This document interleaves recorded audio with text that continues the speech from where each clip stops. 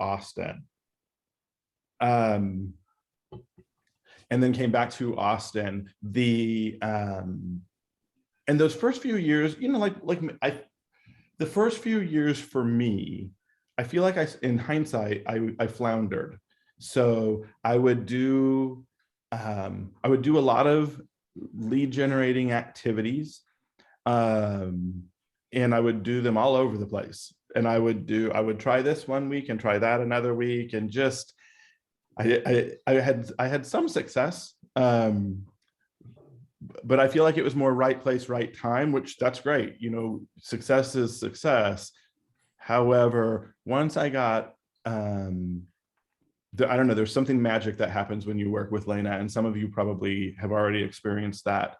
I learned a lot about consistency, and consistency, whatever your lead generating activities are, the more consistent you're going to be with them, the more success you will have. I think you all know it. It's a matter of, so many of us can talk about it, but like I always talk about getting my head and my heart aligned on something, and that's where I have alignment. And it took me a few years to learn it. Lena really introduced that idea of consistency to me, and that's They've where never heard me say that word, Jeff. They have no idea what you're talking about. So I just want to reiterate it, because that's what I say all day long to everybody. And I have agents that'll come to me and say, why is this going on, or why isn't that happening, and etc. And so many times it's so simple. I don't mean to be cavalier about it, but you can't do a lead generating activity and have a response on your first effort necessarily. You might get lucky, and that's great. That's terrific. There's nothing wrong with that, but it's the layered efforts and approaches when you're talking with the same people about the same stuff consistently, where you become a neighborhood expert, an authority, somebody that looks to you for answers to their questions. And that's really, I feel like when I'm talking with the agents that I work with, I let them know that I really don't look at myself as a real estate salesperson as much, because I can't like knock on a counter and say, this is solid, you should buy this house, that's just silly. What I do share with them is my experience and my knowledge, and specifically about some very specific neighborhoods. So I live in a community in Austin called Belterra. And it's on the southwest, it's in Southwest Austin. Prior to living here, I lived in Northwest Austin, and there was an area called Northwest Hills that I worked in. So a little while after Lena left Keller Williams and left Lake Travis and moved south, I left Keller Williams and went to a new brokerage and the reason I made that change was the broker had a very, I don't know, there was a similar chemistry with Lena, and he talked about, he didn't make things pretty, he just made them clear. And he talked about the consistency. When I explained to him about my lead generating and kind of how I was all over the place and etc., he's like, you need a farm. He says, Jeff, you're better in front of people. So there are some people that are great on the phone, and there are some people that are great at technology, and there's so many different ways to lead generate. What he told me is, Jeff, you need to get in a farm, get in there and don't leave. And I was like, well, what does that mean? And he said, don't work out of the office, go sit in a house and have your open house signs in the neighborhood. And on Tuesday morning, instead of being at an office, be at an open house. Just work at vacant open houses, bring a chair and set up shop. And don't worry about it if it's a new open house or an old open house, if the house is listed forever. The main thing is be in the neighborhood, and let people see your signs. So that, that visual when you're there all the time with different signs, with your same consistent sign, but all over the neighborhood. That consistency is when they're seeing your brand, you're just building your reputation there. So, but when he talked with me about farming, my first thought was just open houses. Just be there as much as I can doing open houses. And that is a good thing. And we all know that, It's good, but there's so much more to farming a neighborhood. And you can create a schedule for yourself that you just follow. And if you don't follow it, let me just tell you what, at Keller Williams, they teach you all about time blocking, and time blocking is great. We're all wired differently, however. So for me, I can't tell you what I'm going to do from 9 to 9:15, but I can tell you I'm going to do a social media post with stats for year to date on Belterra today. And so I will get that done today on our Facebook page. Sorry, I got off track there for a minute. But my point is with regard to farming, for me, farming is my primary lead generating activity. So as I said, you can create a schedule, like for example, on Mondays and sometimes Tuesdays, depending on the number of houses, I make sure to go into every house that comes on the market on Monday or Tuesday. I leave my card there. Again, it's branding. I'm not trying to get listings that I didn't get. It's just in Belterra, the more people that see my logo, my name, my brand, the better. So I go to every house, I leave my card. And when I go, I print out a listing sheet, and that's old school. I get it. You can do it however you want. I'm just sharing with you what works for me. I print out the listing sheets of all the houses that are on the market. I take some notes on the back that says, beautiful open kitchen, or the stinky house, whatever I need to say to remind myself of what that house was, so I can speak to it. So a lot of times I'll run into people at the grocery store and they'll say, oh, did you see 123 Maple Drive came on the market? And it's like, yes, I did. I actually saw it the other day when it first came on, and it was beautiful the way they did this, that, and the other. Whenever all of those little opportunities you create to build your reputation, and they're all messages to people that you're in the neighborhood, you're working there, and you are the expert. I don't tell them I'm the expert, I show them. And the funny part is like I wear a lot of these shirts. They're kind of a little subtle. Well, and it's just funny because it's sort of a uniform for me. And it's a brand called Robert Graham. And when I've gotten stopped at the HEB so many times, they're like, oh, you're that realtor. Aren't you that realtor? And when they do that, and when they see me around the neighborhood, that makes me feel like my marketing is working. And the truth is my marketing is working because I get listings in my farm consistently. So would it be great if it was even more consistent? Yes. I always have room for more, but I have a lot of business in Belterra, and a lot of referrals from people in Belterra where I can go other places. My concern early on, when my old broker had mentioned farming, I said, well, I don't want to look like a one-trick pony, and I don't want people to think I only know Northwest Hills. And he said, no, just tell them the truth, that you work in Northwest Hills because you like it and you know it, and you can be a great resource there. And the truth is other neighborhoods I also know and can learn. That's what our MLS is for. So I'm capable and equipped to work throughout the Austin area. However, my marketing dollars and the time I spend doing my job a lot of times is in my farm. And I don't call it a farm when I'm talking with people, but that's kind of the explanation that I give. And you don't really need to explain it. I think that for me, I was just concerned about the perception that I only know that neighborhood. And the truth is I know a few neighborhoods around us, but I also have success. I'm getting ready to go list a house up in Leander, and that's north of Austin. It's not holding me back by any means.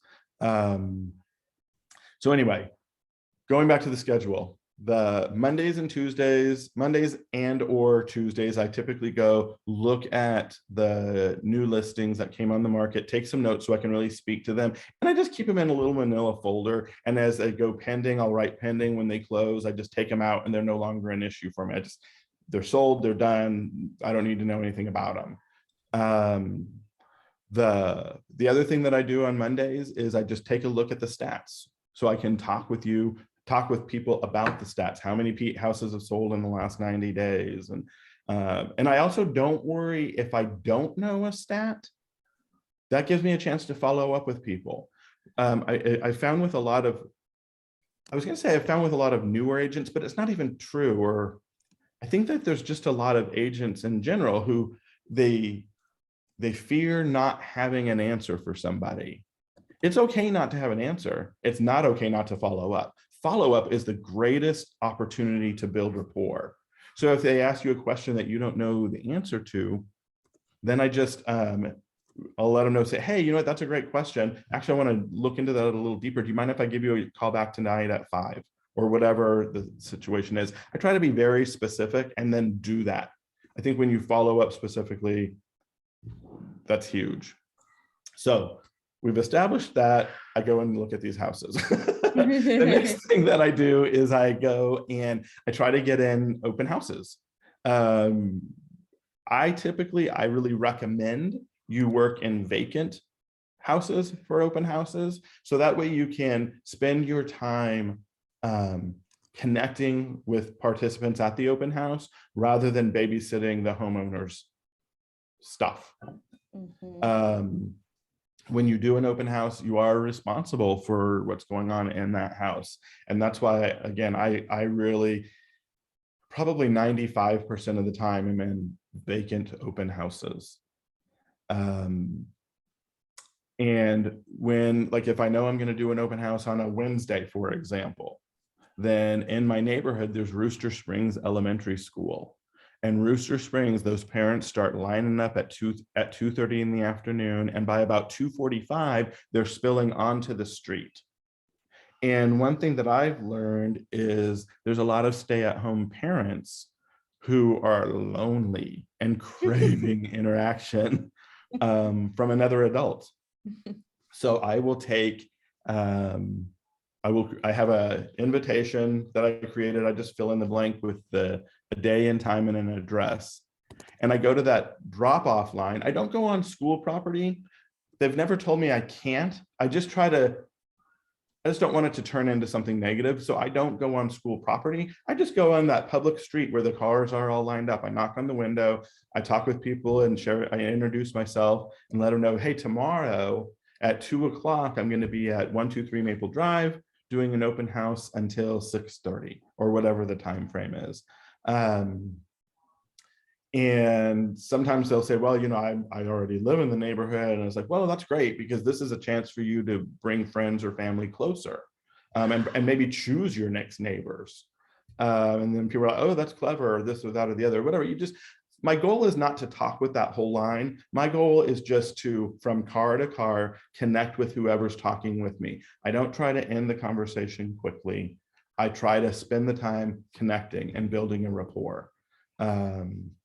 So sometimes I'll go through the line and I'll talk with 5 people. Other days I'll talk with 20 people. It just depends on who's in line. And I have parents that'll say, oh, where are you working tomorrow? You know, because they know the routine, they've seen me. And again, that just fuels me, because it's showing me that marketing does work. My marketing specifically is working for my goals. And so I'll see people that are coming to open houses that from week to week, and then I'll be able to connect with them. Oh, weren't you at the open house last week? And they'll, well, yeah. And I said, well, that was a 3-bedroom. This is a 4-bed. What are you looking for? And start asking questions. And as we all know, through those questions are just building blocks to me for building relationships, whether you have a question or they do. But it's better for me to ask them questions. That's just, it shows a level of interest in them, and it shows them that I want to try to help. Can I cut you off for a second? Yes, please. And just add to that. So when I have taught agents farming and neighborhood, and the agents who have really wanted to do this, one of the things I recommend they do, and this is like my systematic brain, like that's one thing that Jeff and I can bounce off and on. Like, he's way more spontaneous than I am, and I'm way more systematic, and we know that about each other. And so that helps each other kind of get out of our comfort zones. But one thing that I set up in my mind was, if I'm going to farm a neighborhood, I want to know everything about every homeowner in that area. So when he says ask questions and build relationships, I was like, what if you had a questionnaire that you don't necessarily give to them to fill out, but while you're building these relationships over time, because farming is not a 1-year deal. Like, this is, if you're going to farm, your goal is to stay in this until you're done in real estate. Like, that's the goal of farming. And so you should know all these homeowners in and out. And so if it's Susie Q's birthday, like, how cool would it be to drop off a birthday card, right? Or whatever it is. So setting up like a little mini questionnaire about these people, and as you're learning, fill it out. Be like, okay, this is 123 Main Street. This is their questionnaire, whether it's on a database or literally on paper, what have you. But just wanted to add, like, if you want to take it to the next level, like, that would be like the whole next level, because keeping it in your head is not, that's not the goal, right? Is so, like, all of us know that if you're going to do any lead gen, putting it somewhere written down so that you're not the one trying to keep it in your headspace is really, really important. Really, do you guys use a database or a CRM system? Good, because that's what I use it for. I have a Belterra database with names, and I, I'll go and stalk people on Facebook. You can get a lot of information on Facebook, and some people's information is, it's not all readily available right there, but some of it is. And so what I'll do is, if I know Susie Q came to my house, I'll write her name down, number one, then I go and stalk her online, see what I can find out, and not to be creepy or whatever, but to look for opportunities to connect, like a birthday, or if they have an anniversary, whatever the case is. When you farm, you're creating opportunities to connect with a very specific group of people. So that way you can connect with that person again and again and again. And by the time they're ready to sell their house, they're going to think of you. Or if they're looking for, if they have a friend that wants to get into the neighborhood, they're going to think of you. So you're working, when you're farming, you're also working your database, which is also a type of farming as well. But I do have a very specific Belterra section to my CRM system. Perfect. And then if Susie Q drops by, I'll just quickly in my computer write, Susie Q came by 123 Maple Drive on the 3rd, and she mentioned that her son was graduating from Harvard in 6 months. So then I might message her, hey, 6 months from now, I'll set a reminder up and send a message to her, hey, congratulations, is your son still graduating, or whatever the opportunity is. But you just show them that you're listening, and you show them that you care. And the truth is like, I do care. You build up this, it starts off a group of addresses, and then it ends up, like, I'm going to overstate this probably, and it's not really an overstatement. It ends up not just addresses, that turns into your heart. And these neighbors actually now become really good friends. Or maybe friends isn't the right word. Some of them become really good friends. And then others are just really, you have that strong neighbor connection where they end up wanting to work with you. And not just because you know a lot about the neighborhood, but also because they believe in you, they trust you, they've seen your marketing and your efforts and your results. And that's really what we all want to hire for, is results. So so when we're talking about farming, again, I talk about looking at the houses. I talked about scheduling the open houses, inviting the neighbors to the open houses. And so I go to the school line, like I said, because that gives me a chance to not knock on doors.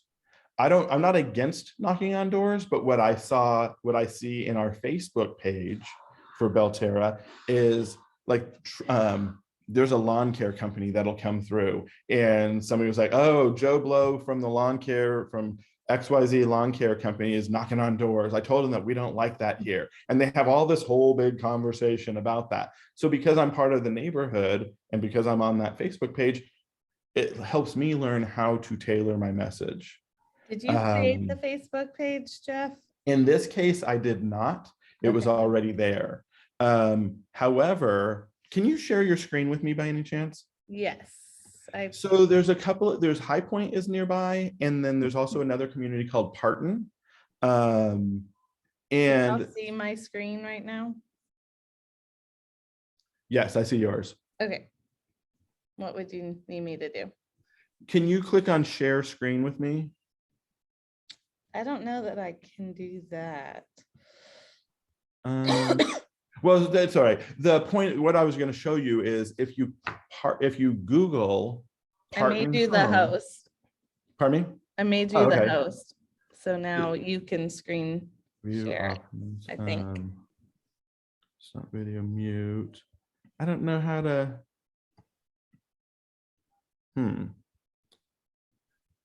Maybe it's not going to work. Can y'all see my screen still? That's okay. It's not that big a deal. The point is there's a community called Parton, Parten. I created a Parton Homes Facebook page. I have partonhomes.com. And so when you go Google Parton, Austin, Texas, I'm on page 1 of Google organically. I don't pay for that. I'm just there. With Belterra is more popular, so I'm not there, unfortunately, not yet. But each of these communities, I do have Belterra. I have belterra.co is my website.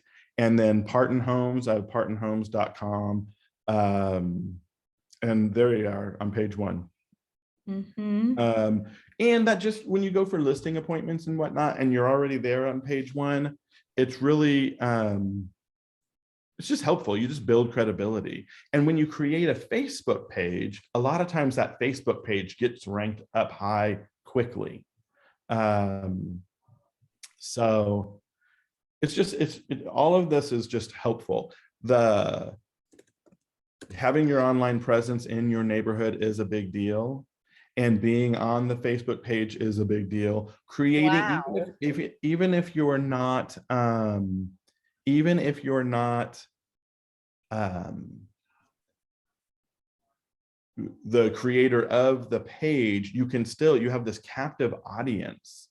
And so all week long, I post, things that are helpful or funny, home improvement ideas. That's not, you've all heard that 100 times, but I'm consistent. I don't know if I talked about consistency before, but it's really important to be consistent. So the other thing is getting, community events in your farm. We've all heard these things before. For decorating for October, or pardon me, for Halloween and for Christmas was a big deal. And so I did the House and Home Realty Holiday Extravaganza decorating contest. I don't remember all the words, but everybody sent in pictures of homes they wanted to nominate. And then I think it was the 21st, I uploaded all the pictures onto one entry. And I said, hey, House and Home Realty sponsoring the house. It was actually the House and Ho Ho Home Halloween Christmas decorating contest. And so people were emailing me left and right with their favorite pictures. And then I went ahead and there were some beautiful houses that they hadn't emailed me. So I went and took pictures and I said, you can nominate yourself or you can nominate a neighbor. So I went and I've got the people that have now emailed me. And they'll email me and they'll say, hey, this is my submission for the decorating contest. And I say, hey, that's great. Thank you so much. That's a beautiful house and blah, blah, blah. Is that yours? And they're like, no, it's my neighbor's, it's the Smiths and blah, blah, blah. And I don't know, I never just say thank you received. I reply back with a question, at least one. You don't want to be stupid. You want to have relevant questions. If you can't think of one, then just say thank you received to show you have good communication skills at the very least. But these kinds of events or that's not necessarily an event. I don't know what that is, but it's the decorating contests are just one more way to communicate. And the people that get the most likes, they want a $200 gift certificate to a local restaurant. And the amount of good press that I got for that was just, it was priceless, you know. And this was my 3rd year in a row doing it. And so many people were like, oh my gosh, I'm glad that house won. Thank you so much, Jeff, for coordinating this. That is so nice of you. You helped make our Christmas a little brighter. Like, you can't, that's so great. So there's the Halloween and Christmas decorating contests that you can do. You can sponsor community-wide garage sales or yard sales. In our community, I wanted to do one on my own, but our HOA does one every quarter. And so we just got this new community manager, and they're all great. They're all just doing their jobs. But what I'm trying to work on with this new community manager is I want to sponsor the signs. So I can have, community-wide Belterra garage sale with a directional sign with House and Home Realty logo on it. So I'm talking with her about that, and she's like, she's new, so she's, it's on her list of things to talk about. We'll see if that really goes, but community-wide yard sales and garage sales and food drives and sponsoring kids activities and school fairs and PTA events, all of it. You just focus your effort in the same area to the same people. And it's that layered, consistent approach that really, it's amazing how quickly you can become the neighborhood expert. Don't worry about who's been here for 20 years. Don't worry about other agents at all. Just think about what you can do today to connect with as many people in your farm as possible. Jeff, I have a question. Do you do any like mailers, flyers, postcards, any of that as well? Because this is all interactive stuff. Is there any other stuff that you do? I definitely do. I do just solds. I do just sold cards when I sell something. Whenever I do any mailer, it's to a group of 500 people. 500 is a good budget that works for me in this neighborhood. So I don't necessarily reach out to every single home in Belterra. There's about 2,000 homes. And if you want to make, that's the other something important about farming too. It's good to find a farm that you probably need about between 1,000 and 2,000 people to have it be really effective. Otherwise, if you have like a 200 house neighborhood, I'm not saying don't farm it, but I am saying, if you choose that one, maybe choose another one also. Yeah. And once you get in the habit of pulling up your stats each week, it'll take you 2 or 3 minutes at the most. And knowing your stats is really important. Obviously, I've said that before, but no, when you do mailers, mail them to the same people. So what I did was I took people that were here for at least 7 years. So anybody that was here less than 7 years, I don't pay to mail them anything, just because the likelihood of them moving is less likely. I'm not saying it doesn't happen. I'm just saying for my budget, I have the same 500 people that I email, or probably not that I email, that I do mail outs to. And that's the other thing is that's really, when I think about the prizes for like the gift certificates for these contests or whatever, there's a cost associated with that, but really my farming is more about time than it is dollars. I sponsor Facebook posts a lot of times in Boston, in LA, and in the Bay Area, and sometimes in Florida. And I point them towards Dripping Springs and Southwest Austin. And I'm going to stop you real quick. sorry, I know train of thought, but that's important because I don't think they understand what that meant. Like, you found out where people are moving from. And so now you're targeting that through social media avenues to have them see your posts and your ranks, right? Because these are people that are probably moving to the area. So getting to know the makeup of who's moving in and out of the neighborhood is just as important, because then that's your target. Yep. So obviously Dell for years was the big player in town.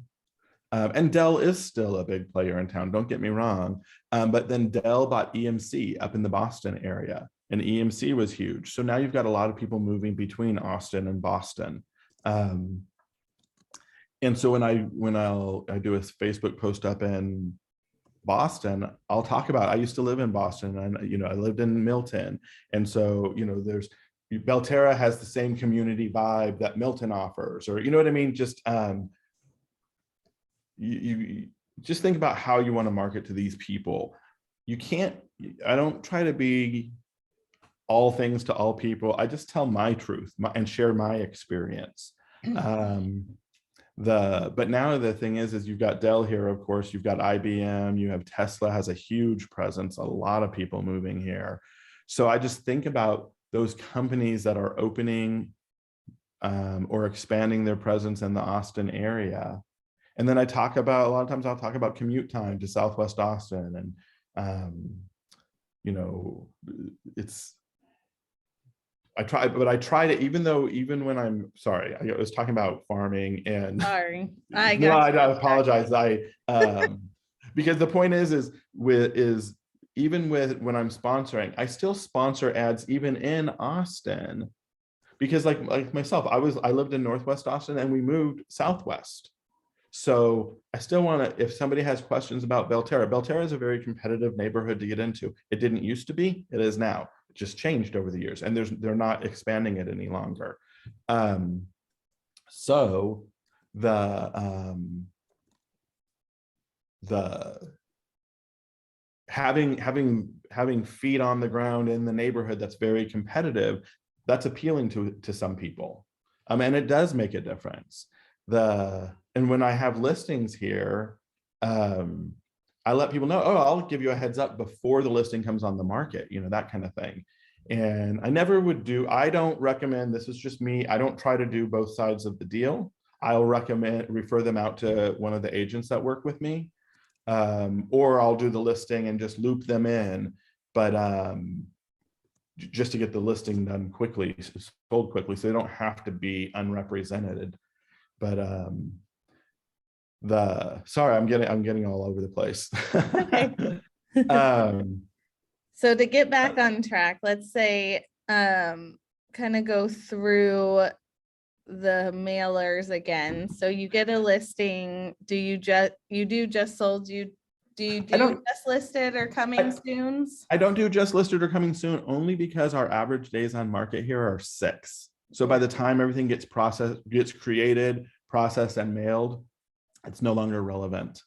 Okay. And the relevancy isn't that important, I guess, because the main thing is letting them see your activity. But that's why I just do just solds. You can do what works for you. I'm just sharing what you do. What I do. Yeah, that's my thought about just solds. Just solds are relevant today or a month from now. You have this big window of time to get that information out there. And I do think mailers are important. It's one more layer. And as many layers as you can have, and as much as you can talk with the same people and get in front of the same people as much as possible, that's that consistency piece. So I just look for opportunities to be consistent, to be recognizable, and then that's just that's how I built my career. So like I said, those first few years I kind of floundered. When I started working with Lena, I got the idea of consistency. And then when I started practicing consistency by, I would work in just Lakeway at the time, versus all over the place. And then when I started working with my new broker, he honed it in more specifically. And so that's where I have web pages, Facebook pages. If there's already a neighborhood Facebook page, I kept on meaning to say this. If there's already a community page, and most communities have them already, then create a real estate page. So you're just sharing data about the neighborhood, sales data coming soon, all of those with links to your website. So, and to that, to like Belterra, have links to belterra.co. So that way you're getting that online interaction with those people as well. So Question. So talk about your production just so they can understand. So what did your first year look like farming versus like second, third? So my first year in Northwest Hills, I did 4 transactions in Northwest Hills. And those transactions happened because I was specific about being there. I wouldn't have gotten them if I wasn't there all the time. And all of them were from open houses. They were all buyers, and I helped them get houses in Northwest Hills. Northwest Hills and Belterra are 2 very competitive neighborhoods. There's so many competitive neighborhoods in the Austin market right now. Yeah. But that if you can focus in on those really active neighborhoods from a farming standpoint, that's really important. The second year farming Northwest Hills, I ended up doing 4 listings and had 8 more buyers. So it went from 4 to 12.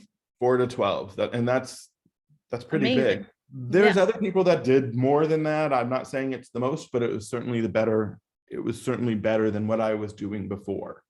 And the truth, it was interesting because when I look back to when I first started, I was kind of floundering all over the place. And then I ended up working with people that didn't even know where they wanted to go. So I would show them Pflugerville, Lake Travis, Leander, North Austin, South Austin, like they were just all over the place. When I got focused in my farms, all that you find yourself working with people in your farm. And then what happens is sometimes your farm doesn't have what your client needs. So then, like, for example, when I was working in Northwest Hills, my efforts spilled over into Allendale quite a bit. So then you end up learning about Allendale and Northwest Hills. I still kept my focus on Northwest Hills. I kept my name, my time, my energy, but if I couldn't get in there for an open house, I'd go to Allendale. Likewise, there's a neighborhood north of Northwest Hills called Great Hills. So that's kind of down here now. I work in Belterra, but I've also got High Point and Parton. They're very similar communities. They're the same school district, similar price points and whatnot. So it makes sense to know all of those. I don't recommend you dive in and learn 3 huge neighborhoods all at one time. Take time, take 4 or 5 months to learn one and get real consistent with it, and then add to it if you need to. Yep. I do think it's a good idea to add to it from a learn the stats part of it.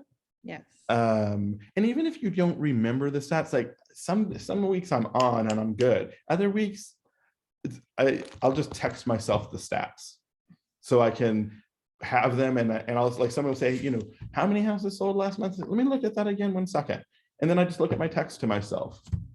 And the fact that you have the text shows that you're dialed in. It's great if you can just spew the answers, but like, I'm not going to remember High Point and Parton. That's just not who I am. I'm not that brilliant.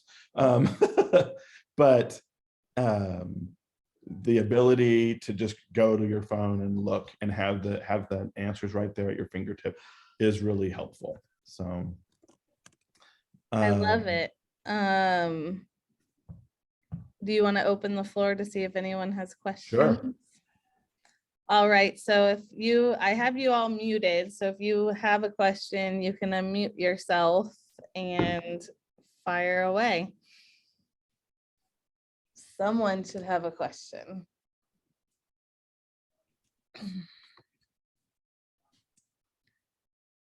Nope. Well, so I'm a new agent. And I know you were talking about, let's say you go look at houses Mondays and Tuesdays and you leave your business card. How does that work? Let's say if another agent is showing that house and then your business card is left there or anything like that. Good question. So you leave, so business cards, and correct me if you think I'm off target here, Lana, but I feel like business cards are kind of old school. So a lot of times if you have to make an appointment to see a house, you just leave your business card so that way the homeowners know you were there. But if somebody comes along and is showing the house, and if another agent is showing the house to their client and they happen to see your card there, and then that person that's a house hunter is now, on a Thursday driving through and they see you doing your open house, they're going to already be familiar with your name, with your brand. And it doesn't necessarily, like, my goal is not to poach people from other agents. That is not my goal. But my goal is, in fact, to show people this is where I live, this is where I work. So if you have questions, let me know, so if they see, that's the goal, is I just want people to see my name and see my brand. So I'm going to piggyback on him. Business cards. So I don't leave my business card in every single house I show. That would just waste my business cards, in my opinion. If it was a farm situation, that's where it makes sense, because you are trying to be just a visual trigger for people. And even if it's for the seller themselves, because let's be quite frank, some people don't like their agent after they start working with them. So if they see Jeff's card in there that, oh, he showed my house, he sent me a mailer, he's holding an open house down the street, I just fired my agent, I'm going to call Jeff next. So if it's in your farm, or if the agent, and I'm going to be honest, even if the agent specifically says, please leave a card, I don't, just because I feel like it's a waste of money to me. But if it was in my farm, I would 100% do it every time I was in the house. For me as an agent, I love going and seeing, oh, I coached that agent, they just showed this house, or I worked with this agent on a deal. So if they leave their cards, it's kind of fun from agent to agent to see who's out showing properties right now. But I personally don't leave my cards on every single house I see, because you're just wasting money, in my opinion. Yeah, I definitely do it in Belterra primarily. And then if the situation calls for it outside of Belterra, I'll do it. It's not as much strategic at that point, but in Belterra, I want people to see my name. I want buyers to see it, sellers to see it. I like other agents to see it. Yeah, and I don't, there's a few agents that are very prolific in Belterra. One of them, when she saw me, it took her about 3 or 4 months. It took about 3 or 4 months of me being here working. And she called me and she's like, hey, and she introduced herself and she's like, it looks like you're working the neighborhood now. I said, yeah, I said, I'm grateful for work wherever I get it. But I do find myself focusing here. There's a lot of work going. There's a lot of work. And she goes, oh, there is definitely. She said, there's definitely plenty of work for everybody. And so if we can bounce off each other, that's great and appreciate it. I said, I love it. So she was quick to just build rapport, and I appreciated that. And that gave me an extra spring in my step, because the truth is she was one of the names that if I had to be afraid of somebody, it would have been her. But I think that shows how she works is why she's successful. So I'm going to take some cues from her. That's a great part about our business. There's some really great examples out there, and we can all learn from each other. And you can also learn what not to do. So. Next question. Anyone? Can I go back to the new agent aspect? Yeah. For a moment. The other thing is, in these next few months, you're going to find what works for you.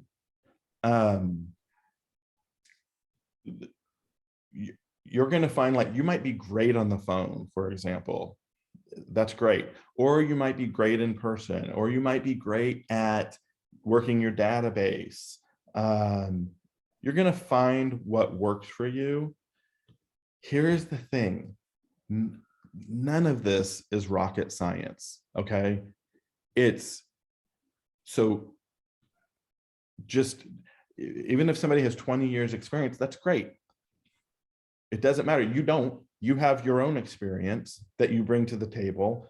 But the truth is to be a neighborhood expert or to be just a rock solid agent, it's all your answers are right there in your MLS. The other part is there might not be stuff in an MLS, very specifics about schools or community organizations or whatever, but to find out what you need to know is very easy. You dive into your MLS, create a relationship with your title companies. And those title reps are really good good resources for you to go to. But don't let the fact, and you're probably not doing this, but I let the fact that I was new hold me back for a little too long. Don't do that. Just decide, hey, I don't know an answer today. I'm going to go get it. And now at the end of the day, I'm going to know the answer to that question that I didn't know. And what's going to happen is you're just going to build experience and knowledge each day. And there's something really appealing about it. Now, I remember I was doing my second or third transaction, and I had 100 questions as I was filling out the contract. And I said to people, I was like, I can't wait to do a transaction where I don't have any questions. And people chuckled at me. They were like, I don't even know if I've ever done that. And that's true. I haven't. I know a lot more than I did when I started, but each transaction's a little bit different. It's okay not to know something. Just go get the answer. So be fearless. Go for it. Don't be reckless, but you can be fearless. Jeff, I'm going to ask you a question. What was that turning point? Because I know you, and obviously I know how you were when I was coaching you, and then what?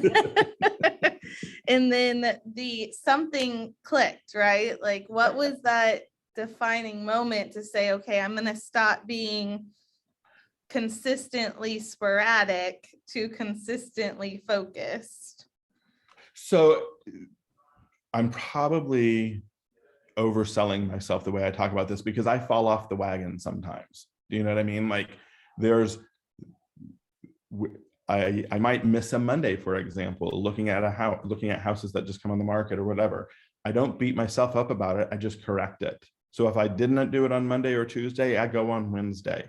My goal is to do it on Monday, and my schedule doesn't always allow for that. But my point is I don't beat myself up about it. And to answer your question, sorry, what happened was when I started meeting with you, you talked about consistency and focus. You talked with me a lot about energy. When we moved back from Long Island, it's a long story. And I had some baggage with me at the time. And Lena's coaching helped me through that. And she really helped me keep my energy the right way, focused in the right direction. There were times, as you can see, I'm all over the place. I'm talking about one thing and I'm thinking about 27 others. And Lena helped me learn to begin to focus and to direct my energy and my effort. And really, she helped me with the energy part of things. And that made a difference. And then when I really started focusing on the farming, the geographic farm, the focus aspect and then the farming aspect kind of melded together. And that's where all of a sudden now I was a realtor. That's when that happened. So that was probably about 4 or 5 years in. And it was because I didn't have a great coach earlier on. I think like when I was brand new, I wanted to know a lot. And there's certain things that are just based on logic and reason, and you're each smart enough to figure out certain things. But the importance of that consistency and having the right energy with you, and that right energy is it's authentic. So you're not trying to be something that you're not. And you gotta, like, I'm gonna go all mushy for a minute here. You gotta love yourself. You really do. You've got to be proud of you, and accept if you have some shortcomings, and we all do, accept those. Those are part of what make you beautiful. But when you can stand there in front of people and talk about a neighborhood with some accuracy, with some valuable information, and share with them that you legitimately want to help, it's all, when you're authentic about that stuff, they pick up on it. If you're selling baloney, nobody's going to buy it. So I think like I was like on this journey, and I still am, but I can tell you it was after meeting with Lena that's when my career started. So I pushed back on her. It was just not smart. Just a side note, there'd be days Jeff would get up and just like be like, no, and just walk out. And then what? 2 hours later, you come back and I wanted it so bad. I knew I wanted it. I just didn't know how to get it. And Lena, she's like, well, then let's talk. Let's think, and like maybe have an open mind. Like there's just, I don't know. I wanted it all to happen right then and there. I needed it to. There was that drive. And there is your why. You talk, everybody, I'm sure you've heard about your why. What is your why? My why has changed throughout the years. But if you can't, like, if your why is what drives you, and that is what drives a lot of people, then that's great. Or if you're just needing to achieve specific goals, that's great. Whatever your driver is, use it. Step on that gas. So. Thank you. I think it's important to know we're self-employed, right? So reality is in this industry, when you're self-employed, your emotions do play a lot into what your production looks like. So if your emotion is fear, then your output is going to be like almost maybe 1 or 2, 3 deals. Yet if you're open, if you're excited, if you're passionate, if you're willing to fail, like, and I say that not saying you will fail, but if you're willing, you're open-minded to try things and potentially fail, you actually will most likely succeed more than actually fail. Well, and the funny part is I don't know that you even fail. Like there's times where I've tried different things and I didn't get the result I was hoping for, but I still gained the experience. Yep. And there's so much value in all of that. And I think it just takes time. Pardon me, it took me time. And then that's where, after coaching with Lena, like I started to learn to look at things with different lenses. And it doesn't mean look at things with rose-colored glasses. It just means you don't have to be right. You just have to be searching for answers to questions, just searching for answers. So that way you could be of service to people, or searching for new ways or better ways or more effective ways or ways that you're good at certain things, Yeah, just doing, right? Just and doing, yes, don't just do. talk about it. Like Lena took great notes here. Use those and add to them. All of these notes are just going to inspire you to do different things. You might read those and think, oh, I'm not going to just do that. I'm going to add to that. Or certain neighborhoods are going to allow for certain things that, whatever it is, the point is connect with people as much as possible. And I just recommend use that CRM and take notes, because you're going to end up meeting so many people. And if you recognize somebody and she's Jan Smith and she comes to your open house, go peek in your CRM. And then while she's looking around the house, then go back to her and say, Jan, I think we met about a year ago. Were you at that house? Whatever, use your CRM as your memory and connect the dots with that woman or with that person, whoever, just, it's not difficult, but if you can be consistent at it, you're going to get results. You'll get results so quickly. And I just want to throw out why farming is a great opportunity for you if it does speak or at least give some thought around it is because, you know, there's homeowners, I mean, there's the house right there for you. Someone's in it, or maybe no one's in it. So then that could be a non-owner occupant or probate or foreclosure or what have you. There's more of that in our market. And so the thing about farming is you don't have that challenge of, does the person actually own the home? Is there someone actually needing to buy, sell, invest, rent, whatever? It's like you're going into a neighborhood where there are homes, there are homeowners, there are renters. And if you do this consistently, you will get business. There's no ifs, ands, or buts. Like, it's just doing it because it's there. These are houses, these are people, these are opportunities to get business. And Lena, what are your thoughts? Because my point about all of this is when you're connecting with these people, take as much time as you need to connect with these people. Don't try, like when I say, I don't go through the pickup line when parents are waiting to pick up kids at school. My goal is not to hand out 27 invitations. Yep. My goal, honestly, is just connect with if it's 5 people that day, because that's as much time as I had before the line moved, then yep, that's great. But I was having good, meaningful conversations with those people. I agree 100%. So I just think, like, you know, it's good to keep an eye on your activity, but don't feel like you have to talk with each person in the neighborhood once a month. Yep. For 2,000 people, that's not going to happen. Well, pardon me, I don't mean to say, I don't want to put any limiting beliefs on you. Maybe you can do that. I can't. So I wonder why that is, Jeff. Yeah.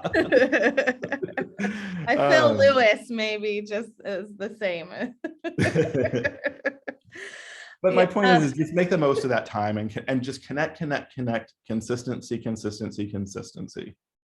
I mean, we all know, and I don't know this to be true about Jeff. Like, I know him on a personal level, yet I don't know him in Belterra. We all know in our neighborhood who the chatty Cathys are, or who the HOA president is, or who, like, if you have involvement as a homeowner, you know who that person is, or who's the one tattling on everybody because they left their trash can out at the end of the road too long. I mean, you kind of learn those things over time. So if you can learn who those people are, you can absolutely learn who the real estate agent is as well. And so that's how this works. It's like, it's no different than being the HOA president, or being the nosy neighbor, or being the one who passes out cookies every Christmas, like just being present in your neighborhood. And it doesn't have to be your neighborhood. It's definitely easier when it's your neighborhood, but it doesn't have to be. So I did not live in Northwest Hills, and that did not hold me back. Yep, there you go. But there are more opportunities. In my experience, there's been more opportunities because I live in Belterra. So I get to interact with these people on Facebook all the time. Yep. And so there are those people that are complainers. And when they complain, I tend to stay away from that conversation. But when somebody's celebrating a success or sharing something, I'm in and on that conversation. And congratulations, that's such great news. Thanks for sharing that, blah, blah, blah. And it's not fake. I'm excited for these people, legitimately. But being on those Facebook pages is great. It makes a big difference. So, any other questions before we let Jeff go about his day to go look at some houses in Belterra? No? But feel free to give me a jingle if you have a thought or an idea. Look, I'm always learning. So if you have an idea of something that might help me, or if you have a question that you want to say, hey, have you ever done this, Jeff? Give me a jingle, please. I think in our business, it's all about having a great network of people to turn to. And the truth is we all have stuff to offer. So feel free to give me a jingle, though, if you have any questions or need anything. Or if you need an agent in Austin. Or if you need an agent in Austin. Or a brokerage in Austin, sorry. It's okay, Jeff. Look, if I was down there, I would not have my own broker. I would just go work with Lena. So We've already had this conversation. Jeff. Well, thank you so much for your time, Jeff. And oh, thank you, everybody. bye. We'll talk Bye-bye. soon. Bye. Bye, guys.